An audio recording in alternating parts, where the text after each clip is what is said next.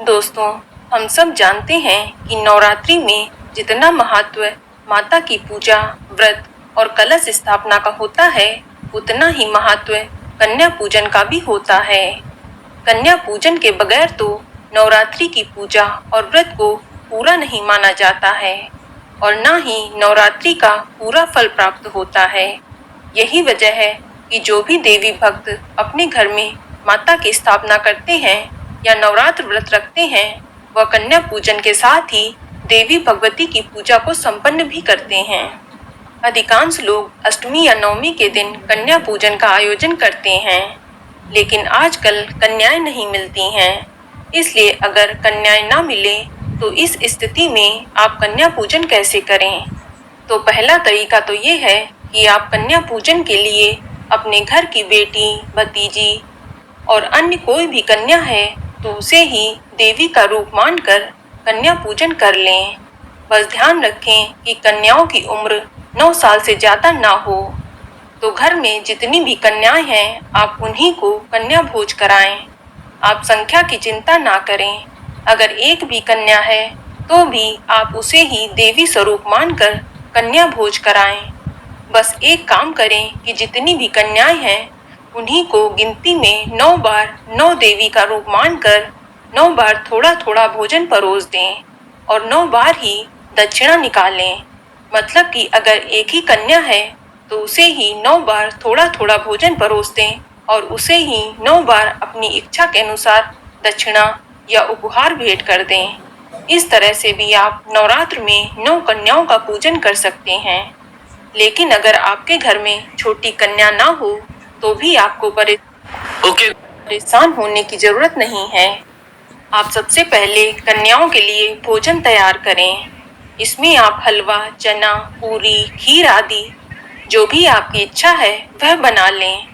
फिर अपने घर के मंदिर यानी पूजा स्थल में जहां आपने माता की चौकी लगाई हो यानी पूजा स्थल में देवी दुर्गा को आप कन्या का रूप मानकर उन्हें ही कन्या पूजन में आमंत्रित करें।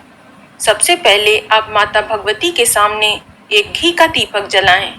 फिर हाथ में थोड़ा सा जल लेकर अपने मन में कन्या पूजन का संकल्प लें कि इस नवरात्रि में आप माता दुर्गा को कन्या का रूप मानकर कन्या पूजन कर रहे हैं और उनसे इस कन्या भोज को स्वीकार करने की विनती करें।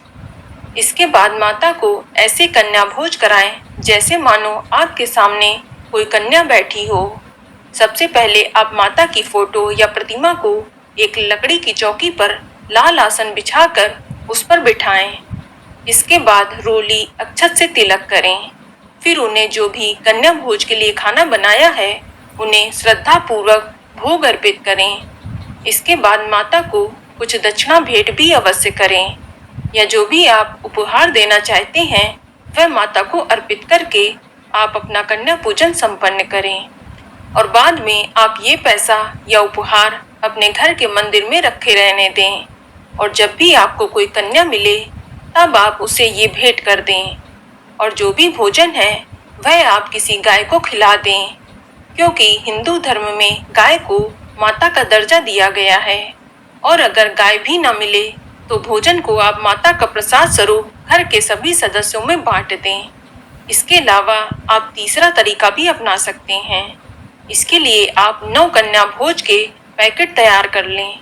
जो भी आप कन्याओं को खिलाना चाहें या मिठाई वगैरह भी ले सकते हैं। आप इन 9 पैकेट को मंदिर में अगर कन्या मिल जाए तो ये पैकेट बांट दें या आपके आस पड़ोस में जहाँ भी कन्या हो उन्हें भी आप दे सकते हैं। साथ में कुछ दक्षिणा या उपहार भी दे सकते हैं। इस तरह से भी आप कन्या पूजन कर सकते हैं। या आप चौथा तरीका भी अपना सकते हैं। ये आसान है। इसके लिए कन्या भोज में ऐसा प्रसाद माँ को चढ़ाएं जो ज्यादा दिन तक रुक सके, यानी कि सूखा सामान का भोग लगाएं जैसे आटा, चावल, चना, सूखा नारियल का गोला, मखाना, मूंगफली और मिश्री आदि। आप 9 कन्याओं व एक भैरव के लिए उतनी ही मात्रा में सूखा सामान दक्षिणा सहित निकाल लें। फिर इसे ही माता को भोजन के रूप में अर्पित करें। फिर उसे घर के मंदिर में ही रखा रहने दें और जब भी आपको कन्या मिले तब आप इन्हें कन्याओं को दे दें। और अगर कन्या ना भी मिले तो आप माता के मंदिर में भी भेंट कर सकते हैं। इस तरह से भी आपका कन्या पूजन हो जाएगा। लेकिन आप ये भी नहीं करना चाहते हैं तो पांचवा तरीका सबसे सरल और आसान है। इसमें आपको कुछ भी नहीं करना है। आपको सिर्फ 9 कन्याओं के भोजन और उपहार के हिसाब से उतने ही रुपए अलग कर लेने हैं। आप जो भी भोजन या दक्षिणा 9 कन्याओं को कराना चाहते हैं उसी हिसाब से उतने ही पैसे निकाल कर अलग कर लें और अपने घर के मंदिर में माँ दुर्गा के सामने रख दें और माँ दुर्गा से प्रार्थना करें कि हे माँ, मैं ये दक्षिणा कन्या पूजन के लिए निकाल रही हूँ, आप इसे स्वीकार करें। फिर आप बाद में इसे अपने पास सुरक्षित रख लें या घर के मंदिर में भी कहीं सुरक्षित रख लें। और जब भी आप माता के मंदिर जाएं तो इन रुपयों को आप दान पात्र में डाल दें या फिर कोई कन्या मिल जाए तो उसे भी ये रुपए भेंट कर सकते हैं। तो इस तरह से आप घर पर ही रहकर कन्या पूजन पूरा कर सकते हैं। दोस्तों, कई जगहों पर माता की गोद भरने की भी परंपरा है। महिलाएं अष्टमी या नवमी के दिन माता को पोचा व सुहाग की सामग्री भेंट करती हैं। मान्यता है कि इससे सौभाग्य और सुख समृद्धि में वृद्धि होती है। आप माता की गोद भरने की परंपरा को घर पर ही पूरा कर सकते हैं। शास्त्रों में इस बात का वर्णन है कि गोद भरने के लिए किसी मंदिर जाने की जरूरत नहीं होती है। अगर आप घर पर ही माता रानी की गोद भरना चाहते हैं तो आप अपने घर के मंदिर पर माता रानी की प्रतिमा के सामने गोद भरने की रस्म को पूरा कर सकती हैं। गोद भरने के दौरान चावल, हल्दी, सिंदूर, चूड़ियाँ, बिंदी, काजल, महावर या जो भी सुहाग का सामान आपके पास हो और साथ ही कुछ पैसे सब एक चुनरी में रख लें और माता को भेंट कर दें और माता से सौभाग्य वृद्धि के लिए प्रार्थना करें। गोद भरने के बाद उसे अपने पास रखा रहने दें और जब भी आप माता रानी के मंदिर जाएं तो ये सामग्री आप किसी ब्राह्मणी को या फिर किसी भी सुहागन स्त्री को भेंट कर सकती हैं अथवा आप स्वयं भी प्रयोग कर सकती हैं। इस तरह से आप घर पर ही रहकर अपना कन्या भोज और गोद भरने की रस्म दोनों को पूरा कर सकती हैं। तो दोस्तों, ये जानकारी आपको अच्छी लगी तो कमेंट में जय माता दी जरूर लिखें।